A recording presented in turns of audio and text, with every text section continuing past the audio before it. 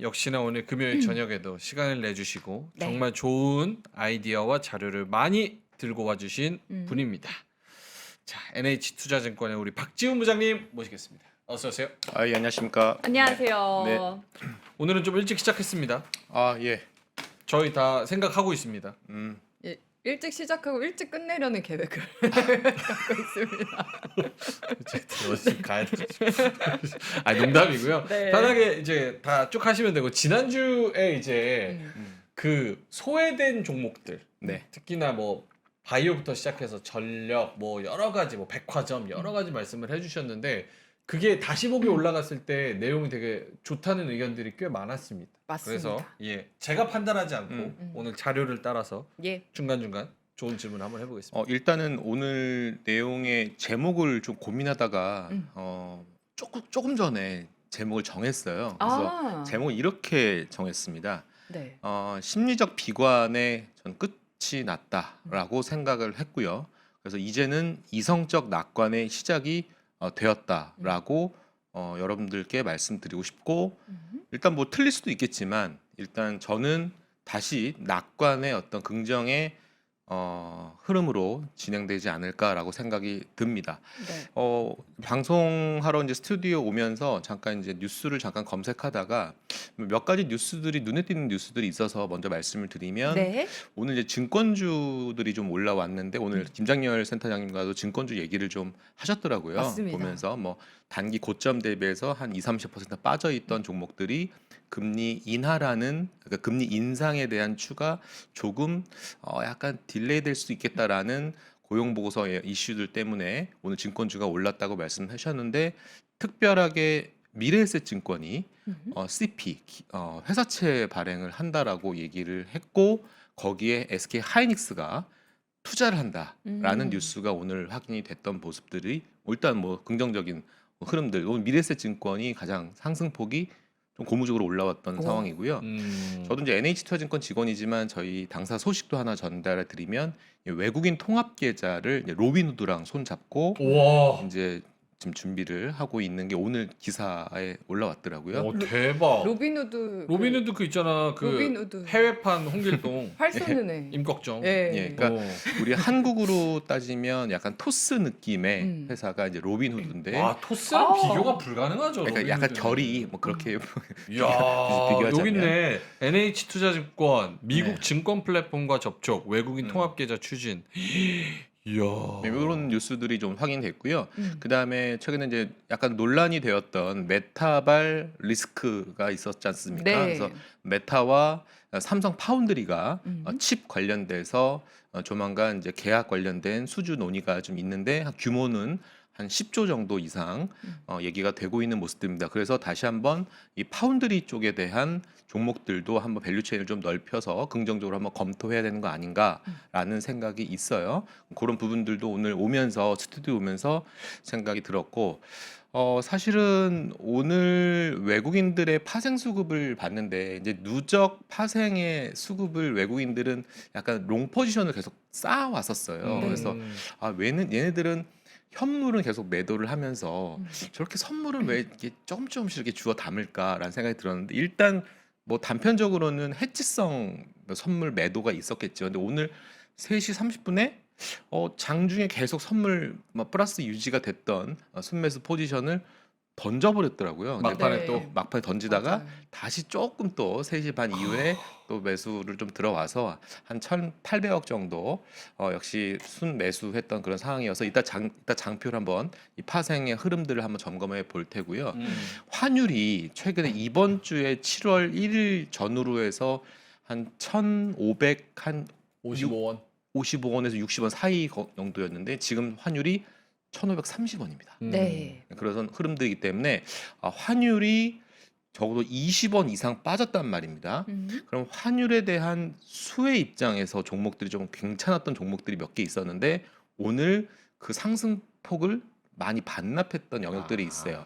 자, 오늘 사실은 삼성전자, SK하이닉스, 뭐 삼성전기, SK스코어, 그다음에 삼성물산 등의 S7 종목들이 오늘 오전 10시서부터 드라마틱하게 올라오는 흐름이어서 너무나 다행인 금요일답지 않은 금요일의 모습이어서 그래도 주말 마음을 좀 편하게 보낼 수 있어서 너무 다행인데 사실은 이번 주에 수출 데이터가 나왔잖아요. 수출 데이터를 보면서 어떤 느낌을 받았냐면 물론 반도체 워낙 뭐 박수 쳐줄 만한 성적표여서 반도체는 일단 논외로 하고 몇 가지 의미 있는 시그널들을 확인을 했는데 첫 번째 화장품과 의류의 수출 데이터가 너무 잘 나왔다. 근데 환율이라고 하는 것을 생각해 보면 환율이 조금은 1,550원에서 60원 요 정도 놀고 있으면 그만큼 수출 데이터에 대한 총량과 거기다가 환율 효과까지 덤을 얻게 되면 이런 종목들은 수출주 입장에서는 굉장히 일단은 표정 관리할 수 있는 모습들이 몇 개 보이거든요. 근데 오늘 사실 화장품 종목들이 그렇게 오늘 상승 대열에 합류하지 못했다라는 점. 맞아요. 네. 그리고 수출 데이터를 쭉 보다 보니까 전력기기 수출 데이터가 굉장히 또 좋았었습니다. 근데 오늘 전력기기가 사실은 반도체가 올라가면 당연히 데이터 센터 연결될 수밖에 없고 전력기기 당연히 올라갈 줄 알았더니 사실은 HD현대일렉, 효성중공업, LS일렉에 대한 종목들 보면 상승 대열에 합류하지 못했다라는 점. 네. 그러니까 사실은 뭐 악재가 있는 거냐? 악재는 없다. 그런데 결국 수급 때문에 외국인들이 계속 이번 주 내내 매도하고 있다라는 점은 전력기기는 좀 아쉽지만 하지만 우리가 다음 주에 삼성전자 실적을 기대하는 것처럼 네. 전력기 갖고 계신 분들은 아마 이번 2분기 실적에 대해서 희망 고문하는 건 아니고 기대를 하셔도 되지 않을까라는 생각이 듭니다. 그래서 전력기기는 어닝 서프라이즈는 아니더라도 컨센서스 이상의 좋은 성적표를 받을 가능성이 매우 높고 그리고 컨퍼런스 콜에서 아마 3분기 그다음에 수주 현재 현황에 대해서 아마 발표를 할 텐데 아마 또 의미 있는 아마 시장의 긍정적인 반응이 예상이 되는 모습들이니까 네. 요건 좀 참고하시면 좋을 것 같고 네. 질문 있습니다. 예. 두 가지 질문인데요. 네. 뭐 채팅창에 있는 질문.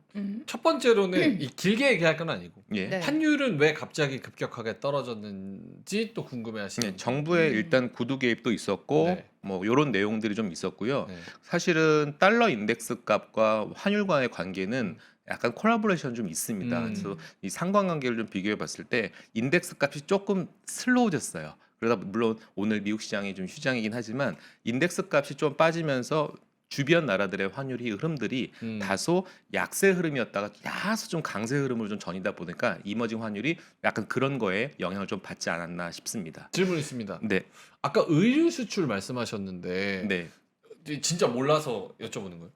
주로 제가 아는 뭐 화승이나 뭐 이런 다른 그런 의류 업체라고 하면 베트남이나 다른 데 공장이 있어서 거기서 이제 수출을 하는 걸로 저는 알고 있었거든요. 근데 그게 우리나라로 의류 수출 잡히는 게 뭐가 있어요? 의류 수출이요. 그러니까 OEM이나 이런 부분들을 봤을 때 우리나라 대표적으로 얘기하자면 F&F 같은 회사들이나 아니면은 뭐 한섬이라든지 아니면은 뭐 한세실업 같은 경우 요런 기업들 사실 화승 얘기하셨지만 좀 불편한 얘기지만 아디다스랑 나이키가 약간 사실 중저가 쪽 맡겨서 네. 넘기는. 그 데이터가 조금 괜찮은 흐름인데요. 하지만 화장품과 비교해 보면 아직은 부족합니다. 의류 쪽이. 그래도 생각보다는 잘했다라는 점이어서 근데 다만 아쉬운 게 자동차였어요. 현대차를 갖고 계신 분들이 꽤나 많이 있지 않습니까? 여기도 있죠. 아, 있으세요? 현대차 저 있죠? 네. 예.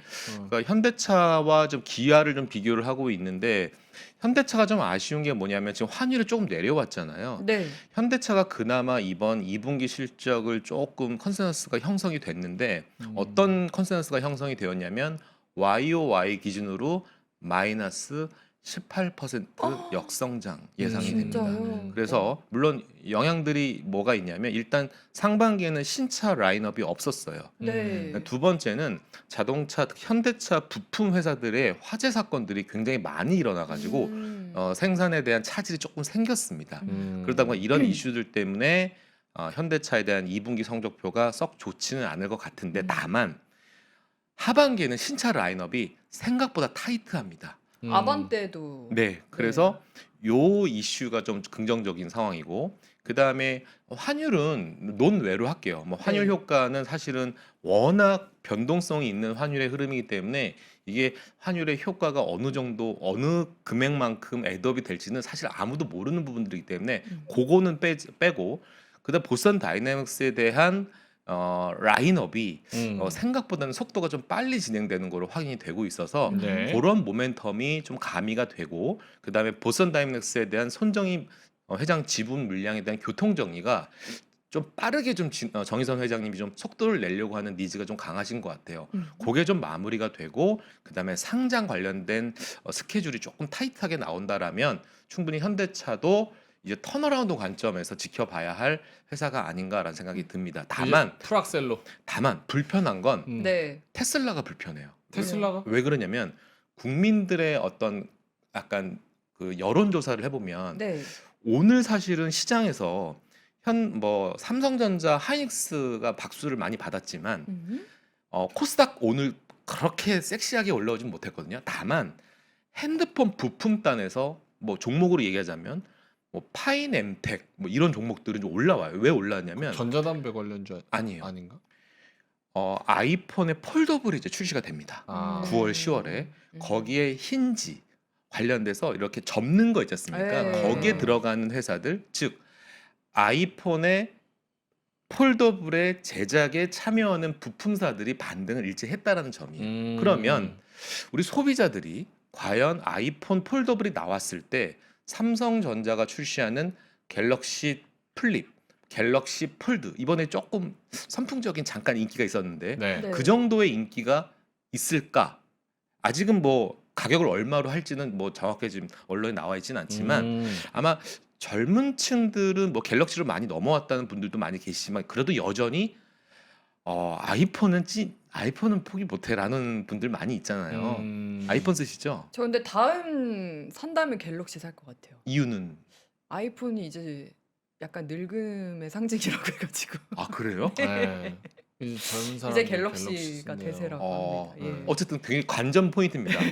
국내에 들어왔을 때 아이폰 폴더블이 얼마나 잘 팔릴지가 팔릴지. 일단 궁금하고 음.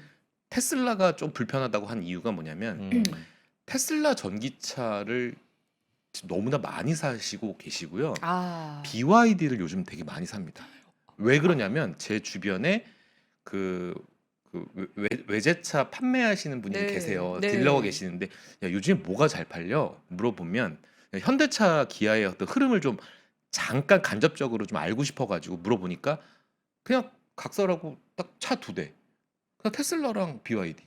와. 저 너무 공감하는 게 제 친남동생이 카 인테리어 같은 걸 하거든요. 근데 요즘 중국차 때문에 잠을 못 잔대요. 일이 아. 너무 많아서. 그러니까요. 그렇게 중국차 많이 그런 타요. 상황이 좀 진행이 돼서 물론 현대차라고 하는 것이 내수에서 돈을 얼만큼 많이 버냐에 따라서 주가가 막 왔다 갔다 하기는 좀 뭐 미약한 팩트이긴 하지만 그게 사실은 좀 불편한 상황이어서 지금 월별 테슬라를 구매하는 한국 사람들의 데이터가 한 10,000대가 이미 넘어서 버렸어요. 네. 작년에 한 4,000대에서 5,000대 사이 하다가 그러니까 이게 테슬라에 대한 선호도가 굉장히 높아지고 있는 상태에다가 중국차의 공습이 실제로 소비자들이 선택을 해버리니까 요즘에는 어떤 서비스가 있냐면 BYD를 구매하는 사람들이 BYD라는 브랜드를 좀 감추고 싶어서 이렇게 가려주는 긁어내요? 서비스, 이런 서비스도 있다고 하더라고요. 그러니까 차값 괜찮고 네. 여기 이게 프로모션 너무나 세게 들어오다 보니까 저렴하게 구매를 하실 수 있는 장점이 있는데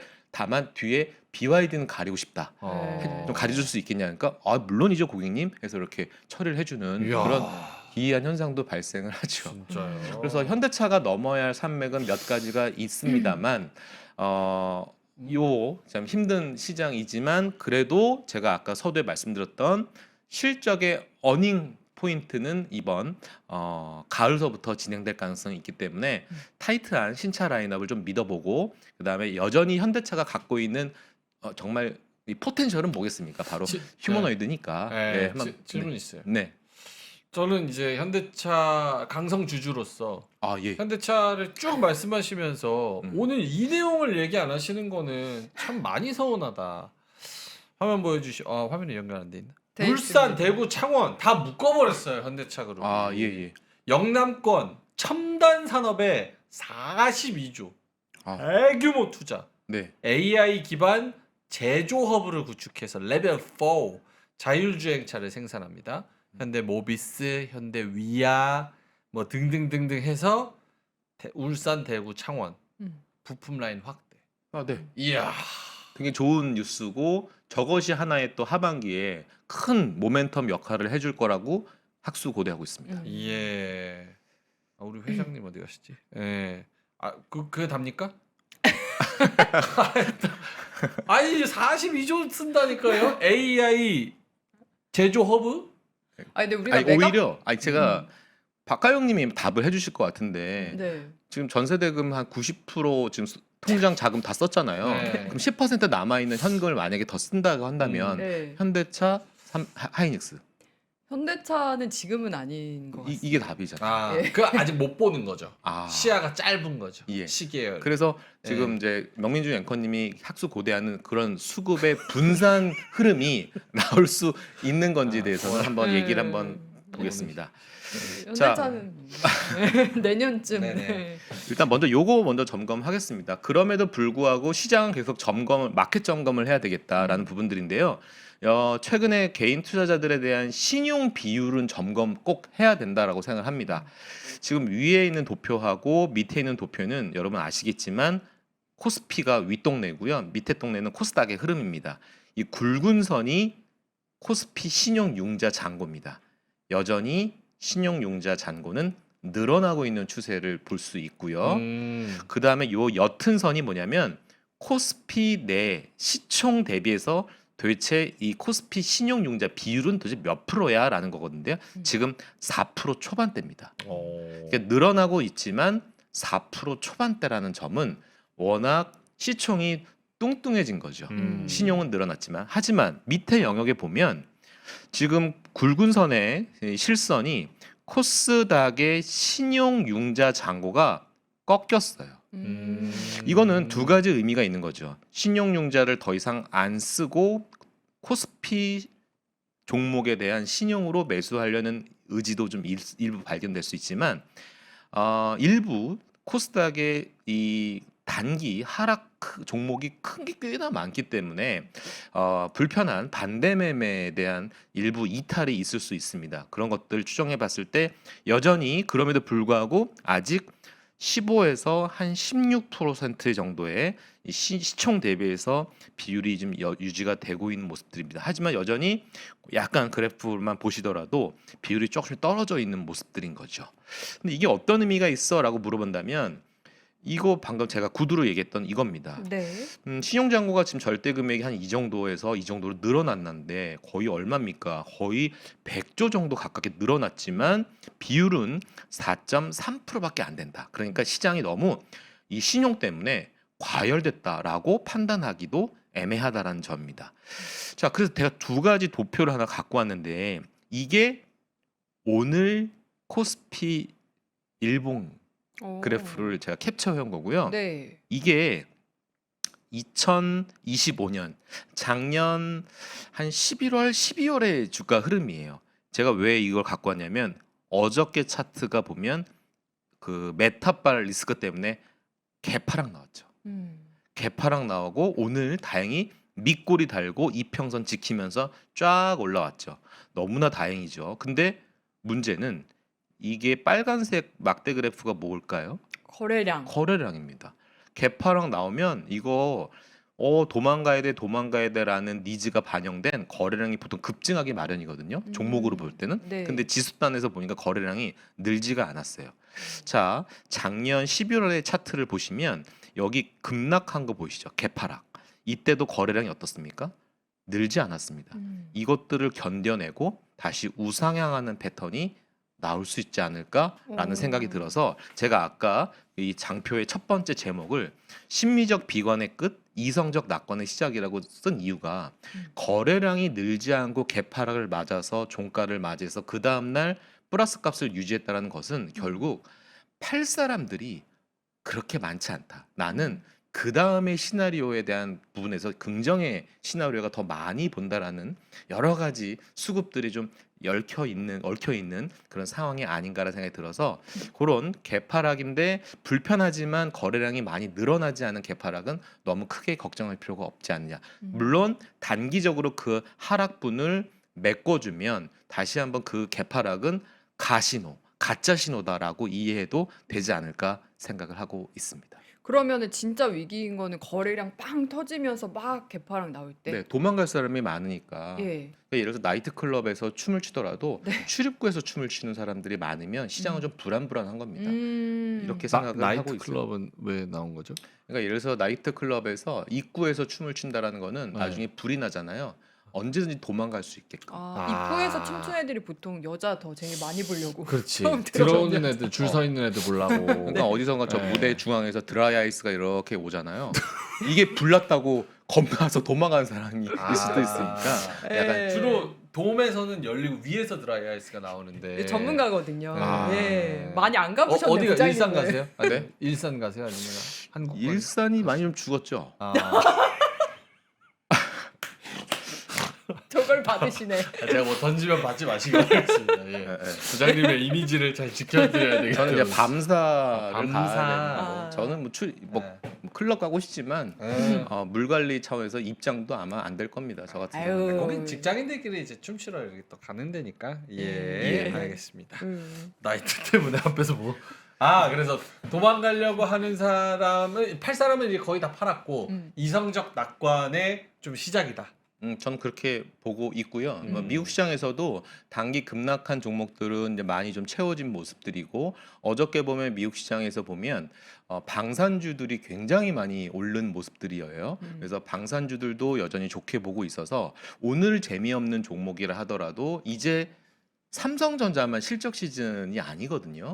다른 종목들 실적 시즌이 다 이제 들어올 거기 때문에 충분히 저는 긍정적인 생각을 갖고 있는데 저 요거를 좀 보여드리고 싶은 게 코스피 지수의 향방은 뭐 제가 이 그림대로 갈 거다라고 뭐 확언할 수는 없겠지만 네. 이러한 변동성이 또 극복하시고 나면 7월부터는 이러한 궤적을 예상하고 있고 기대하고 있는 모습들이니까 충분히 이 3분기에 대한 약간 과실을 제대로 따먹을 수 있지 않을까라는 생각이 들어서 좀 풍족한 추석을 맞이하자라는 전략을 한번 해보고 싶어요. 다만 다음 주 그림을 한번 예상해 보면 예. 두 가지 큰 이벤트가 있어요. 네. 가장 큰 이벤트는 삼성전자가 컨센서스가 뭐 84조, 뭐 85조 이렇게 예상을 하고 있는 모습들인데요. 저희 당사도 사실은 85조 정도 예상을 하고 있는 모습이어서 오. 요것이 어떻게 시장에서 반응할지도 좀 궁금한 모습들인데 네. 뭐 당연히 앞자리가 9가 보이면 시장은 굉장히 흥분하고 광분할 겁니다. 굉장히 강한 상승 트라이를 할 것인데 그 다음에 또 우리가 이벤트가 남아 있는 게 ADR 상장. 제가 걱정하는 건 딱 하나. 그러니까 본주를 팔아가지고 저기 미국의 놀이터에 놀려고 갈까봐. 하는 SK 하이닉스의 ADR 저거를 좀 사고 싶어가지고 예전에 우리 스페이스 X 이탈 자금 때문에 굉장히 머리 아팠잖아요. 그런 이탈 자금이 혹시 올까봐 약간 이게 좀 걱정이 되는 모습들인데 하지만 걱정 안 하는 이유가 하나가 뭐냐면 ADR 상장해서 그 흐름이 강하게 올라오면 당연히 본주가 당연히 ADR 상장에 있는 그 SK 하이닉스에 대한 밸류를 또 따라가는 흐름이 나올 거기 때문에 전혀 걱정하지 않아도 된다라는 모습들입니다. 저는 몇 가지 내용들을 쭉 한번 얘기하고 싶은 게 네. 이것도 한번 얘기를 해보고 싶습니다. 네. 최근에 불거지는 노이즈들은 단순 노이즈에 불과하다라는 점을 말씀드리고 싶고 왜냐하면 어떤 노이즈 말씀하시는 거예요? 지금 뭐 메타 노이즈도 있고 애플 노이즈도 있고 제가 저번 주에 말씀드렸던 죄수의 딜레마 네. 제가 두 분 역할극 시켰잖아요. 네. 내가 마이크론, SK 하이닉스, 삼성전자면 뭐 하이퍼스케일러 역할을 시켰지 않습니까? 어떻게 해서든지 좀 싸게 사고 싶고 그럼에도 불구하고 비싸게 살 수밖에 없는 이 불편한 현실. 그러니까 약간 모종의 합의가 있을 수도 있는데 근데 합의가 안 되니 그냥 혼자 떼쓰는 거죠. 그렇죠. 나 중국에서 막 구매하고 싶은데 뭐 허락해 주세요. 음. 나는 또 남는 거 있으면 나는 뭐 대여 사업도 좀 할래. 뭐 이런 음. 얘기들이 있는데 여전히 디램 가격에 대해서는 이거 봐. 뭐 그리고 좀 메타에 대한 부분들도 제가 요것도 좀 적어 왔는데요. 얼마 전에 저커버그가 이런 얘기했습니다. 과잉 투자보다 과소 투자가 더 위험하다라는 말을 했고요. 음. 2주 전에 이거 아시았습니까? 기사 다 나왔을 건데 그래서- 크루저랑 이거 계약한 거 보십시오. 여전히 이 AI 토큰 쇼티에 대해서는 2028년까지 전혀 노이즈가 없다. 다만 불편한 거 요거 하나죠. 이게 굵은 선이 공급이고요. 이 옅은 선이 수요인데 2028년까지는 이 괴리가 점점 벌어지는데 네. 2028년부터는 요 괴리가 좀 축소가 되는 거죠. 아하. 그래서 2028년까지 이후에는 조금 걱정이 되는 모습. 이것도 사실은 알 수는 없습니다. 네. 이 괴리가 더 벌어지면서 수평이 당할 수도 있는 거니까 이건 아직 논할 수는 없지만 그 전까지 2년 뒤의 흐름 본자라면 여전히 벌어지고 있는 흐름이기 때문에 전혀 전 노이즈에 대해서는 단기적인 이슈에 불과하다. 아까 점심에 또 삼성전 뭐 속보 나왔는데 삼성전자가 3분기 디램 가격 20% 맞아요. 인상한다는 20%. 속보도 네, 또 그런 나왔고. 얘기도 있기 때문에 가격당 피해 값에 대해서는 전혀 아직은 걱정할 게 없다. 단기적으로는 우리는 또 매매를 또 해야 되고 또 매일매일 시세를 바라보는 사람이다 보니까 이슈들을 점검해 보면 7월 15일 날 ASML 또 장비주의 대표적인 노광장비 중요한 또 실적 발표가 있고요. TSMC 7월 16일 날 대기하고 있어서 이것도 굉장히 중요한 이벤트입니다. 그리고 나서 메타, 알파벳, 마소, 아마존의 실적 발표가 있기 때문에 제가 볼 때는 메타는 좀 물음표긴 하지만 이 기업들에 대한 실적 플러스 캐펙스 투자에 대해서 똥물만 안 또 우리가- 이상한 말만 안 하면 어. 제가 볼 때는 우상향 계속 추세는 유지될 거라고 봅니다. 쟤네들의 실적 결국은 이제 주 후반에 몰려 있는 뭐 TSMC, ASML부터 시작해서 저런 그 빅테크 실적 여기에 많은 관심이 제일 많이 갈 텐데 예. 부장님은 결국 그게 우리 전자닉스의 모멘텀으로 작용할 가능성이 매우 높다는 쪽으로 베팅을 하세요? 매우 높다. 왜 그러냐면 아. 여기 보십시오. TSMC가 7월 16일 날 실적 발표를 하는데 자, 이게 연도별이잖아요. 근데 문제는 2018년 이후에 2019년부터 TSMC에 대한 리레이팅이 굉장히 크게 나옵니다. 바로 선주문 계약. 우리가 어. 바로 장기 계약을 하는 겁니다. 주문을 할 때 먼저 선 계약을 하고 나중에 주세요라는 거에 대한 계약이 나오기 시작하는 것들이거든요. 그래서 우리가 LTA라는 얘기들 굉장히 많이 들으셨을 거예요. 그래서 네. HDD, DRAM, 낸드 보시면요. 아, 낸드가 재밌어요. 뭐가 있냐면 여기 보세요. 지금 삼성전자 DRAM, 그다음에 SK 하이닉스 DRAM, 마이크론 DRAM, 요 캐펙스 막대 그래프 한번 보실래요? 지금 마이크론 DRAM의 막대 그래프가 지금 하이닉스랑 삼성이랑 거의 똑같죠. 오. 캐펙스 이렇게 투자한단 말이죠. 누군가는 이런 얘기예요. 마이크론 이번에 실적 발표할 때 흥분했지만 누군가는 이런 얘기예요. 캐펙스 왜 이렇게 많이 해? 음. 왜 이런 노이즈가 발생했냐면 하이닉스랑 마이크론이랑 영업이익이 얼마나 차이 나는지 아세요? 하이닉스랑 마이크론이랑 네. 영업이익이요? 딱 그래도 9배 차이 나요. 네.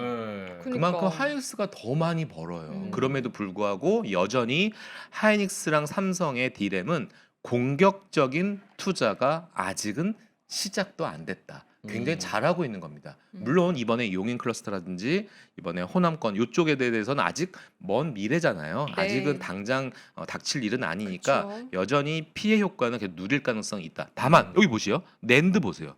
낸드 막대 그래프 변화 어떻습니까? 투자 공격적으로 합니까?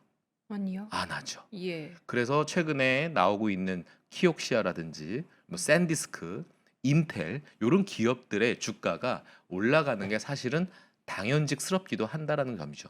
공격적인 투자를 하지 않는 이 낸드 쪽에 대한 부분들은 단순하게 유지 보수와 선단 공정에 집중하고 있는 모습들입니다. 자, 그래서 이렇게 투자를 한다라는 점은 결국 소부장으로 갈 수밖에 없는 내용이에요. 소부장이요? 예, 장비주들은 사야 됩니다. 왜냐하면 자, 다만 아킬레스건이 뭐냐면 주성 엔지니어링 보시면요. 주성. 여기 PER 보세요. 와. 와.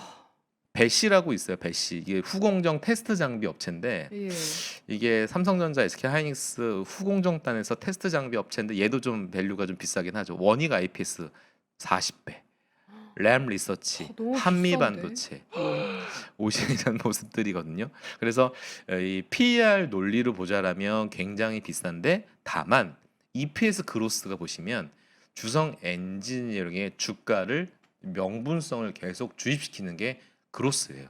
그래서 이런 부분들이 합리화가 돼서 주가는 일단 계속 가는 거에 대한 부분들은 노이즈는 있지만 노이즈는 단순하게 밸류에이션 노이즈가 좀 있을 수는 있습니다. 그런 게 좀 불편하죠. 그럼 알겠습니다. 소부장도 어떻게 편하게 뭐 이렇게 들어가서 아니죠. 뭐 먹고 놀자 이럴 아니죠. 수가 왜 없는데. 그러냐면 지금 코스닥의 흐름이 언제 개선될 것 같습니까? 코스닥이요? 네. 저 장가 갈 때쯤 장가 조만간 가는 거 아니에요? 언제 가는데요, 제가? 예, 저 장가 가기 전에는 뭐 살아나지 않을까요? 보수 장가를 음. 그러면 한 7월, 8월 7, 8월에 가라고요? 네. 장가를? 그것보다 약간 한두 달 뒤에. 아 그래요? 한 예. 9월에 가시면 한 9월, 10월? 네. 9월, 10월이면 살아나요?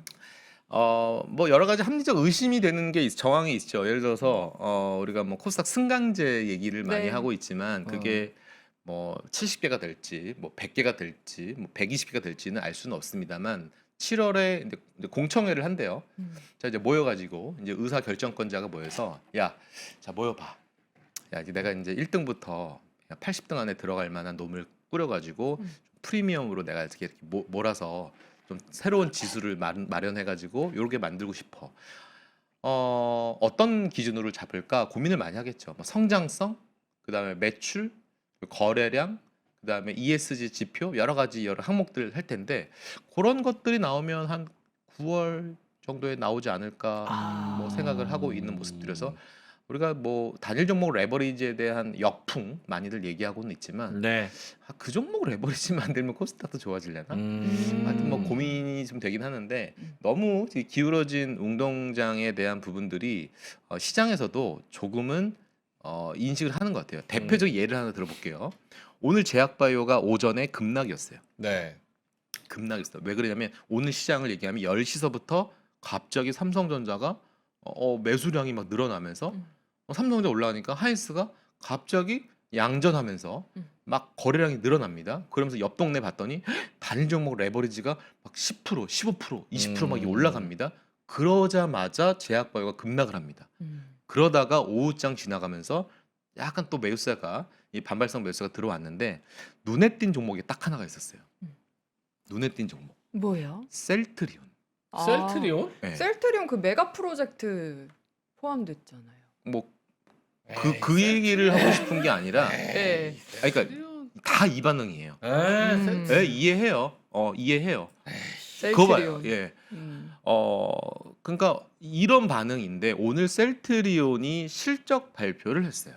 아. 네, 했더니 4,700억이라는 영업이익을 발표를 했어요. 근데 이 4,700억이라는 영업이익이 뭐 YOY 한 5, 60% 이상 신장한 결과예요. 오, 잘 자, 먹었다. 그래서 어떤 느낌이었냐면 만약에 그 셀트리온 같은 회사가 오늘은 제약바이오임에도 불구하고 어닝 서프라이즈가 나온 요런 효과. 그러니까 이런 개별적 종목에 대한 모멘텀이 만약에 탑재가 되면 제약바이오라는 이름 하나만으로 완전 평가절하했던 흐름들에서 조금은 다른 색깔의 안경으로 한번 보는 투자자들도 있었다. 그러니까 오늘 보면 한 3, 4% 상승으로 마감을 했거든요. 3.96%. 네, 근데 오늘 예. 어떤 수급으로 얘네 셀트리온을 시장에서 대응했는가 봤더니 최근에 연기금 리밸런싱 리스크 많잖아요. 네.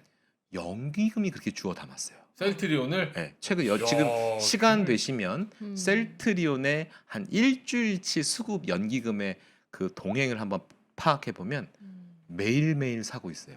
셀트리온. 그러니까 기관 애들이 이렇게 제약바이오임에도 불구하고 사는 종목이 있긴 하더라. 그러니까 약간 뭐 그렇다고 해서 뭐 제약바이오를 전체 세트로 야 이제 바닥 찍은 것 같습니다라고 얘기할 수는 없습니다만 네. 예 뭔가 이 조금 이 정도면 실적도 잘 나오고 뭐 충분히 한번 매수해 볼까라는 기관들 개인들 얘기 말고 기관들이 이게 생기기 시작했다는 점을 일단은 파악을 한 거죠. 물론 뭐 다른 종목들도 계속 뭐 모니터링을 해봐야 되겠지만 불편하죠. 제약바이오가 어려운 종목이기도 하고 네. 금리가 10년물 국채 금리가 여전히 지금 한 4.5에서 왔다 갔다 지금 하고 있는 상황이다 보니까 매크로 부담이지만 다만 믿을 만한 거는 하나가 있죠. 저기 미국 시장에서 제약바이오가 여전히 52주 신고가 종목들이 굉장히 많이 있다라는 점. 요거는 사실은 커플링이 안 되고 있는 모습들이라서 답답한 노릇이긴 합니다. 예. 알겠습니다. 뭐- 셀트리온은 좀 의견이 갈리는 것 같네요. 셀트리온? 네. 왜요? 괜찮다라는 분들도 계시고 좀 그러니까 속지 약간 마라. 시대가 선택하는 그 트렌드 종목이 있는데 셀트는 약간 지금은 아닌 것 같고 내용은 너무 좋아도 이거 인기 투표니까. 근데 뭐 내용 자체가 또 이런 얘기 계속 환기시켜 주시고 내용을 얘기해 주셔야 좀 시각을 그쵸. 넓게 가져갈 수 있는 거니까. 왜냐면 사실은 3프로 시청자 우리 특히 주린이 구조대를 보시는 분들은 제가 볼 때는 뭐 삼성전자, 하이닉스만 갖고 계시진 않을 것 같아서. 맞아요. 네. 왜냐면 이게 매번 방송 볼 때마다 그냥 오로지 디램 얘기하고 있고 맞아요. 메타 얘기하고 있고 네, 맞아요. 애플 저 나쁜 놈 막 이런 얘기만 하고 있고 막 이런 얘기만 하다 보니까 그러니까 저도 만약에 제 3자 입장에서 보는 사람 입장에서는 재미없겠다. 똑같은 얘기를 많이 하니까. 아니 그러니까 내용은 매번 바뀌어서 새롭고 항상 주워 담아요. 왜냐면 지금 코스피에서 지금 시가총액 기준으로 삼성전자, SK 하이닉스가 차지하는 게 한 58%예요. 근데 여기에 지금 딸린 식구들이 많잖아요. 물산 딸려 있죠, 스퀘어 딸려 있죠. 얘네들 합쳐버리면 65%가 넘어요. 그렇죠. 그러니까 당연히 이 나라의 이 금융시장의 이 흥망성쇠는 이 종목을 빼고는 당연히 논할 수는 안 되죠. 근데 실제로 여러분들의 계좌를 이렇게 물어보면 예민하세요. 그렇죠. 그리고 뭐 저도 뭐 눈에 보이니까 이게 사실은 뭐 조금 불편한 얘기들을 하면 이게 채팅창 안 좋잖아요, 분위기. 그렇죠. 맞죠? 오늘은 괜찮아요. 그래도 오늘은 그- 올라서 아, 어제가 아. 안 좋았습니다. 예. 그래서 무서워요. 근데 부장님이 항상 이제 자료를 가져오시면 조금 다른 시각의 얘기들, 그러니까 시각을 좀 넓게 가져갈 수 있는 얘기들을 해주셔서 너무 맞아요. 좋고 한 가지 아쉬운 건 있어요. 뭐야? 시각을 넓게 가져가는 건 좋은데 통도 조금 넓게 가져가서 통기성 좋고 시원하고 맞아, 이런 맞아. 린넨 팬츠까지 같이 입으시면 네. 훨씬 완벽할 것 같은데 그냥 위아래로 완벽하실 것 그러니까. 같아요. 예. 역시 프로다. 프로. 부장님께 조금 요거를 추천을 드리도록 하겠습니다. 네. 린넨 팬츠인데요. 통이 넓어요. 맞습니다. 시각과 통을 한 번에 넓게 가져갈 수 있는 팬츠입니다. 예. 넓은 시야. 나무만 보지 말고 숲을 봐라. 예. 오, 통 넓잖아.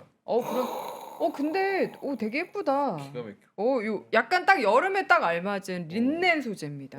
제가 이런 거 많이 입잖아요. 예. 제일 중요하게 보는 게 비치냐 안 비치냐거든. 아하. 제가 팬티가 약간 색깔이 많아요.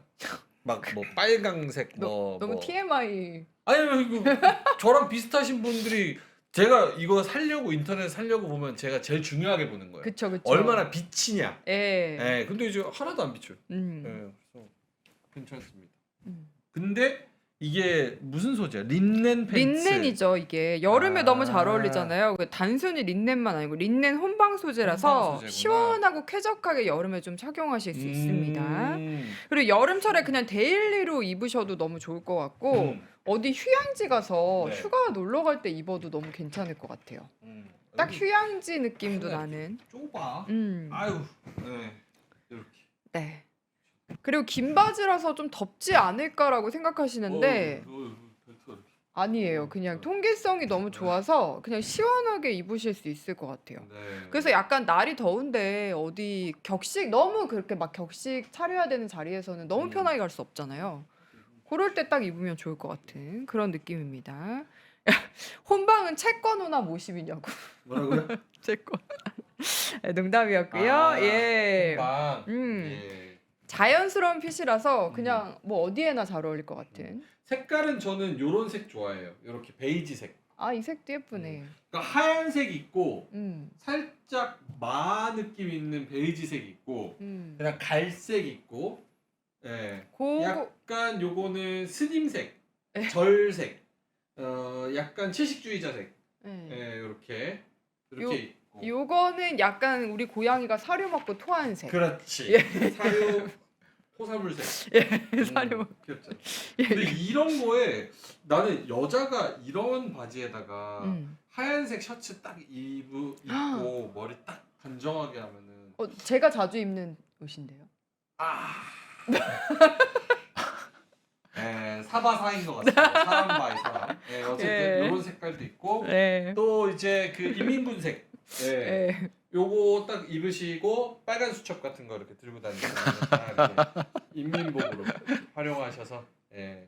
근데 이거 사실 입기 나름이에요. 색깔이 이런데 이거를 또 어떻게 위에 디자인을 해가지고 또 머리랑 전체 스타일링을 꾸미냐에 따라서 또 다르기 때문에 이걸 입는 팬츠.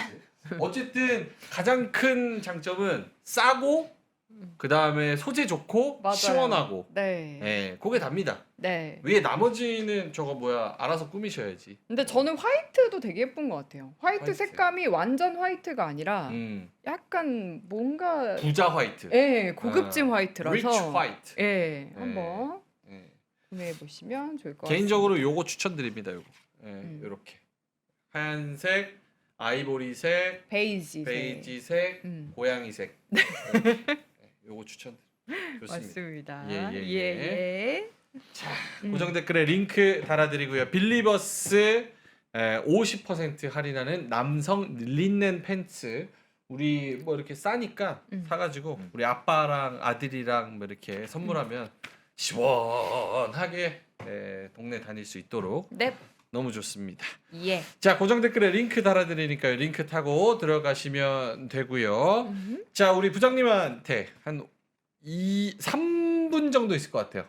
왜요? 어? 아, 지금 7시 40분밖에 진행자한테 왜요? 그게 아니라 아니, 저번 주보다 더 심한데요? 심한 게 아니라 일찍 50분에 들어가가지고 지금 1시간 가까이 하고 있는데. 아, 근데 그게 아니라 예. 시청자분들이 가장 중요합니다. 아, 그래서 그럼 시청자분들이 더 50분까지 원한다고 하시면 하실 거예요? 에? 시청자분들한테 설문 받겠습니다. 오늘 조금 피곤했다. 하루를 잘 마무리하고 싶다. 1번. 더 보고 싶지만 눈이 조금 아프다. 2번. 그거 둘 똑같은 거잖아. 딴 프로 봐야 된다. 3번. 1, 2, 3 이렇게 찍어주시면 될 것 같습니다. 의미가 없는 예, 예. 설문조사가 아닌가 예. 싶네요. 자, 일단은 예. 자료 한번 해보겠습니다. 요건 진짜 꼭 해야 된다. 라는 예. 자료가 있으면. 아, 꼭 해야 된다. 좋습니다. 그러면 요거로 마무리하겠습니다. 뭐지? 어쨌든 뭐 7월이니까 관심 종목. 아. 관심 종목. 아니 저는 관심 종목 네. 부장님 찍어주신 게 너무 좋은 게 관심 그때 종목. LS 일렉트릭 얘기해 주셔가지고 아, 제가 LS. 그때 100만 원 먹고 나왔습니다. 다시 사셔야 돼요. LS 랩. 다시 사야 돼요? 다시 사야 됩니다. 아 정말요? 전력은 진짜 꼭 머스트헤브 아이템으로 꼭 말씀드리고 싶어서 LS 랩. 저희가 이제 요거를 정리를 하자면 좀 재미없는 것도 있어요. 근데 이거는 하나의 그냥 원 오브 댐이고 이런 음식 메뉴판에서 여러분 요즘에는 다 맛집 줄 엄청 긴데 지금 쓰는 스타일이잖아요. 지금 왜 이렇게 저 집도 맛집이긴 한데 잘 안 가고 사람이 없어 그러면 안 가잖아요. 지금 약간 삼성전자 하이닉스 맛집만 지금 가고 있는 흐름인데 만약에 분산 효과가 나오면 어떤 거냐면 이런 거죠. 삼성전자 하이닉스만 좋냐? 제가 그 외에 다른 종목들을 쭉 썸해서 영업이익을 따져 보니까 삼성전자 하이닉스가 아닌 종목들의 실적도 이렇게 가이던스가 꽤나 세게 올라오네라는 거예요. 지금 EPS가 1,100원 정도 좀 넘어요. 여기다가 우리나라 코스피 PER 10배 적용하면 인덱스 값이 11,000포인트 나와요. 그러니까 충분히 11,000 가면 코스닥 지금 1,000 언더에서 놀고 있지만 코스닥 저는 1,500 이상 가야 한다라고 생각하는 사람 중에 하나입니다. 왜? 걔네들도 어닝이 나오니까. 음. 그래서 이런 종목들도 한번 판단을 해야 되는데 간단하게만 보자면 약간 아픈 손가락이긴 해요. 아픈 손가락. 원전. 그러니까 그의 빌. 두해빌. 근데 원전 여기다 가로치고 저는 그거 쓰고 싶어요. 한국전력. 한전. 어. 왜 얘기하냐면 예. 저 증권사 직원이잖아요. 네. 고객 분석이라는 것도 한번 가끔 해요. 네. 그러면 생각보다 한국전력 들고 계신 분이 은근히 많아요. 오. 그래서 제가 얘기를 하는 거예요. 왜 가로치고 한국전력 왜 써야 하냐면 한국전력이 시가총액이 25조거든요. 네. 2월 28일 날 이스라엘, 미국, 이란이 으르렁 될 때 바로 유틸리티 섹터 애널리스트가 한국전력 어닝 컨센서스를 가장 먼저 올린 기업이 한국전력이에요. 주가 차트 보시면 그냥 수직 급락했어요. 근데 지금 쭉 횡보하고 있거든요. 더 이상 어닝 하향하지 않아. 왜? 그 이유는 시총이 25조인데 올해 얼마 버냐면 영업이익이 11조 벌어요. 내년에 얼마 버냐면 17조 벌어요. 그러면 다시 시가총액이 25조인데 내년 영업이익 따오면 아니 17조 영업이익이 지금 25조 평가를 받는 게 말이 되냐고요. 이제 누적 적자가 한 70조. 아니요 영업이익이요. 지금 흑전한 지가 언젠데요. 네.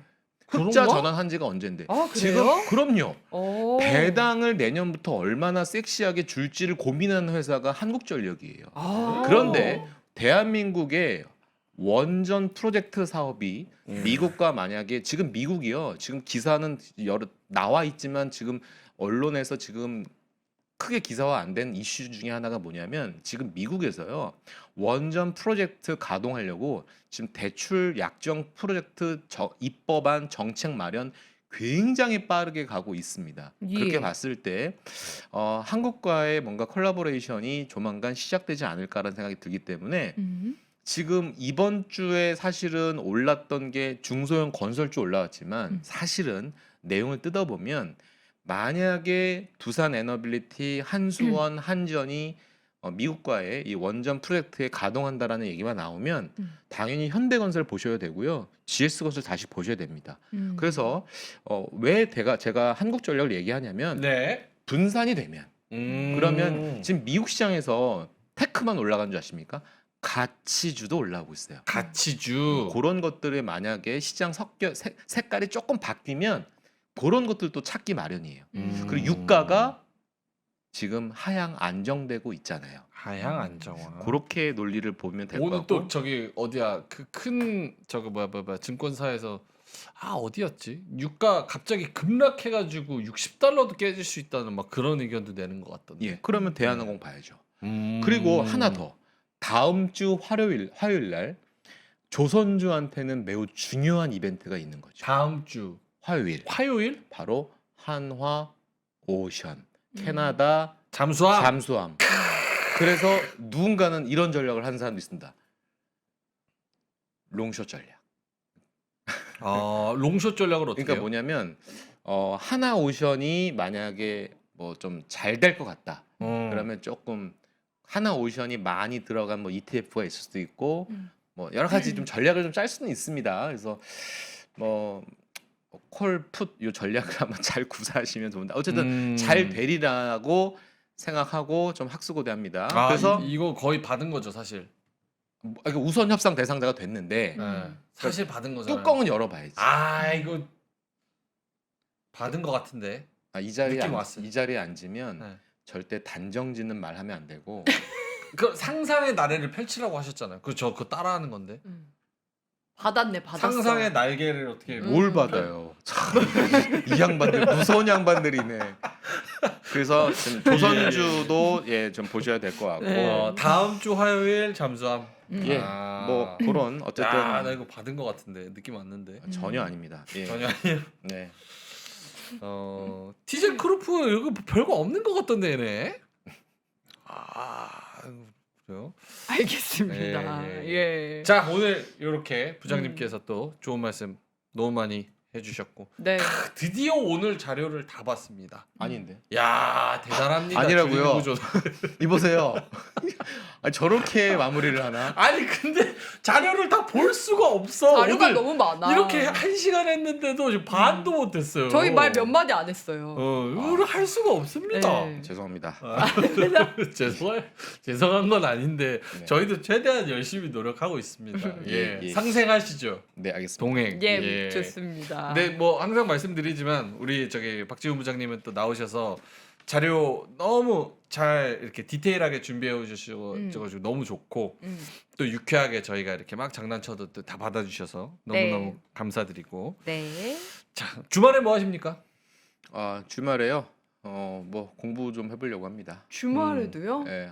이거 제가 아까 말씀드렸던 뭔가 심란한 시장에서 이제 약간 긍정의 빛을 좀 봤다라고 네. 생각을 하고 있기 때문에 오히려 저는 시장 공부도 하고 종목들 더 공부 좀 하고 야. 이래야 하지 않을까 싶습니다. 네, 알겠습니다. 자, 그러면 오늘 NH투자증권의 우리 박지훈 부장님과는 여기서 인사를 드리도록 하겠습니다. 다음 주에 나오시죠? 네, 감사합니다. 예, 고맙습니다. 네.